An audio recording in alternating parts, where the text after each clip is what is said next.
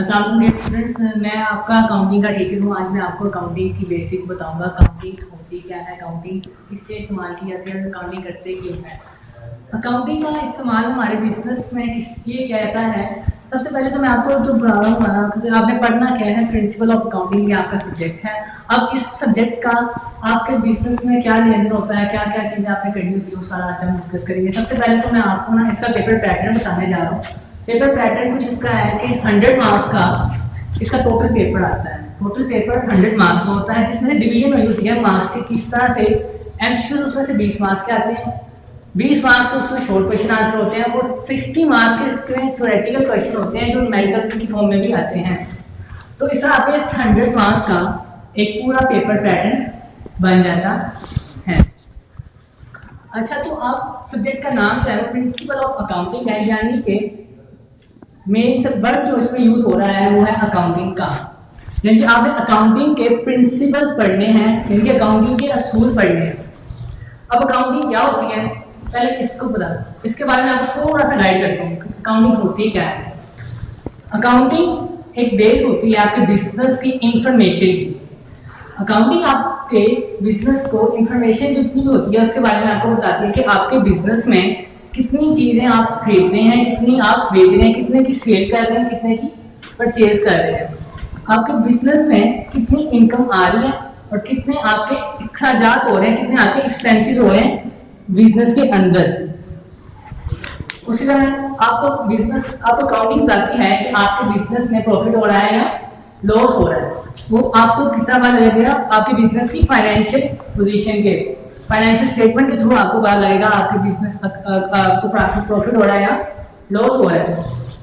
इस तरह आपने अगर बिजनेस में कुछ लोगों को पैसे देने होते हैं या किसी से लेने होते हैं, जिन लोगों को पैसे देने होते हैं वो आपके पेबल होते हैं और जिनसे पैसे लेने होते हैं वो आपके रिसीवेबल्स होते हैं। ये थोड़ी अकाउंटिंग के मुताबिक थोड़ी सी डिस्कशन जो मैंने आपको बता दी।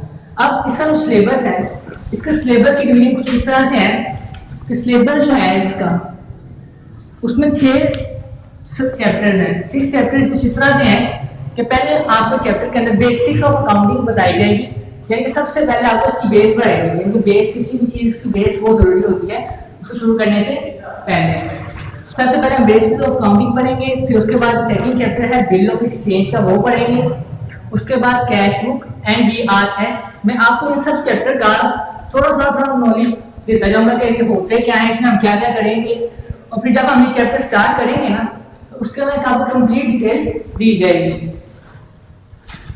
फाइनल अकाउंट विद एडजस्टमेंट वाला चैप्टर भी करना है, कैपिटल एंड रेवेन्यू भी करने हैं, क्या कैपिटल रेवेन्यू थ्योरेटिकल चैप्टर है। उसके बाद आपके पास last chapter rectification of error का। अब इन सब्जेक्ट आपके पास 6 चैप्टर हैं। इन चैप्टर में से हर एक के अंदर में से कोई ना कोई क्वेश्चन पेपर में जरूर आता है। जो सबसे मोस्ट इंपॉर्टेंट चैप्टर है वो है, जिनके आगे मैं स्टार लगा रहा हूं, वो है, यानी कि ये वो चैप्टर है जिनके अंदर से हर साल क्वेश्चन आते हैं पेपर के अंदर। और बाकी के 2 चैप्टर्स हैं जिसमें बेसिक ऑफ अकाउंटिंग और कैपिटल एंड रेवेन्यू है, ये आपका थ्योरेटिकल पोर्शन है अकाउंटिंग का।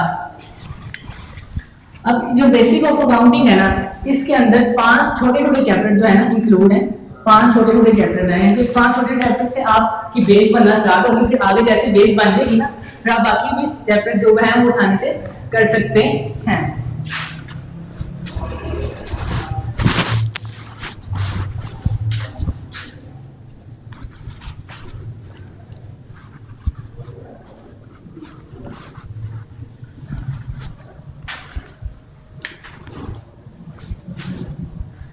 पहला इसमें जो चैप्टर इंक्लूड होगा वो टर्म्स एंड कंडीशन के लिहाज से होगा। टर्म्स एंड कंडीशन, टर्म्स होंगी, कंडीशंस होंगी और इसमें कुछ कंसेप्ट भी ऐड होंगे इसके। दूसरा इसमें चैप्टर यूज होगा वो होगा अकाउंटिंग इक्वेशन का। अपने अकाउंटिंग की इक्वेशन बनानी होगी। अकाउंटिंग इक्वेशन से क्या मतलब होती है कि वही इक्वेशन जिस तरह मैथ के क्वेश्चन सॉल्व करते हैं, जिस तरह उनकी इक्वेशन होती है, इस तरह अकाउंटिंग की भी एक इक्वेशन होती है। उसके बाद जो आता है वो आपके आते हैं डेबिट एंड क्रेडिट टूल आते हैं, वो भी हम इस चैप्टर में इस बेसिक्स में डिस्कस करेंगे।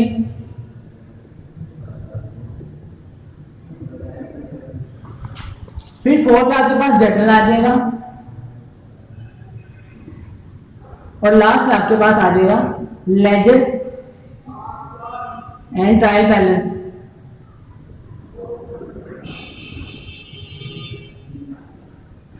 ये वो 5 छोटे छोटे चैप्टर हैं जिससे आपकी बेस बनना स्टार्ट हो जाएगी अकाउंटिंग की, और ये आपको ना कि फर्स्ट ईयर में आईको पार्ट 1 में आपको काम आएंगे, बल्कि ना सिर्फ आगे जितनी भी फील्ड है, बीकॉम है, एमकॉम है, कोई भी प्रोफेशनल डिग्री है, सब में यही बेसिक्स ही चलनी है। सबसे पहले अगर हम अभी नेक्स्ट वीडियो में टर्म्स एंड कंडीशन पर बात करेंगे। आज मेरा टॉपिक था फुल बुक डिस्कशन, कि फुल बुक हमने कैसे तरह करनी है और क्या क्या इसमें टॉपिक इंक्लूड होने हैं।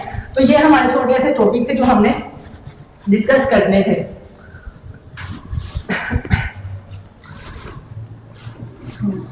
अच्छा, मैं आपको इसमें सिलेबस के मुताबिक बताना चाहता हूँ कि बेसिक और काम हमने 5 चैप्टर है इसमें वो पढ़ लें। बिल ऑफ एक्सचेंज क्या है, बिल ऑफ एक्सचेंज से मतलब भी हमने उधार पे लेन देन किया होगा ना, जितना भी हमने उधार पे लेन देन किया है और सबको रिकॉर्ड करने का जो तरीकाकार होगा वो हम इसमें रिकॉर्ड करते हैं, बिल ऑफ एक्सचेंज में उसमें रिकॉर्ड किया जाता है। उसके बाद आता है कैश बुक एंड बीआरएस। अब देखने में ये एक चैप्टर नजर आ रहा है, लेकिन ये चैप्टर नहीं है, ये 2 चैप्टर है। 2 चैप्टर कैसे हैं? पहला है कैश बुक का और दूसरा है बीआरएस। बीआरएस इसलिए छोटा लिखा है कि यहाँ पे जगह थोड़ी थी तो मैंने स्मॉल में लिख दिया। कैश बुक से बाद आपने जितने भी लेन देन किया है, कैश में किया है, बाद में किया है, जितने क्या चीजें खरीदी हैं, क्या बेची हैं, सारी हम इसमें रिकॉर्ड करते हैं कैश बुक के अंदर। फाइनेंशियल अकाउंट एडजस्टमेंट, ये चैप्टर वो है जो आपको अपने बिजनेस के मुताबिक पूरी एक रिपोर्ट बताता है कि आपका बिजनेस कहाँ पे स्टैंड कर रहा है, बिजनेस में प्रॉफिट कितना हो रहा है, बिजनेस में परचेज कितने की आई है, बिजनेस में सेल कितने की है, बिजनेस में क्रेडिट सेल कितने की है, बिजनेस में कैश सेल कितने की है। सारा आपको किसमें पता लगता है? आपके फाइनल अकाउंट में पता लगता है। कैपिटल एंड डेबिट, ये एक थ्योरेटिकल चैप्टर है आपके अकाउंटिंग का। इसमें क्या होगा, इसमें आपके लॉन्ग टर्म या शॉर्ट टर्म जितना भी लेन किया होगा सारा इसमें आपको बताया जाएगा कि आपने किसको कहाँ पे यूज किया है, किसका फायदा आपको कहाँ पे हो रहा है, लॉन्ग टर्म का या शॉर्ट टर्म का। और लास्ट में आपके पास जो चैप्टर बचता है रेक्टिफिकेशन ऑफ एरर है। इस एरर में क्या होता है, आप अब आप काम कर रहे हैं, आपने एंट्री रिपोर्ट की है तो आपने गलती से क्या किया है, एंट्री गलत रिपोर्ट कर दिया। मैं कहता हूँ फॉर एग्जाम्पल आपने 500 रुपए की चीजें खरीदी थी तो आपने एंट्री पास कर दी 5000 से। तो इस एरर को दूर करने के लिए ये गलती आ गई आपकी, तो यहाँ पे एरर बनेगा। अब ये गलती होती है तो आप फ्रॉड करते हैं। फ्रॉड कैसे करते हैं? फ्रॉड वो गलती होती है जो आप जान भी करते हैं, ठीक है।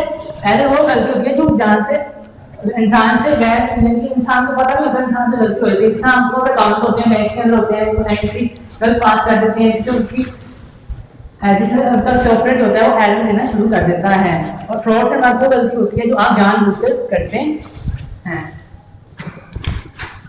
लेकिन स्टूडेंट्स, ये हमारा आज का एक छोटा सा टॉपिक था जिसको फुल बुक डिस्कशन कहते हैं, वो मैंने आपको बताई है। आपने ऐसा करना है कि अगर आपको वीडियो पसंद आई तो अपना कमेंट कर सकते हैं, इसके बारे में आप बता सकते हैं कि आपको वीडियो अच्छी लगी है नहीं लगी। और अगर कोई सवाल है आपको वो मुझसे पूछ सकते हैं, मैं आपको उसका इंशाल्लाह जवाब दूंगा।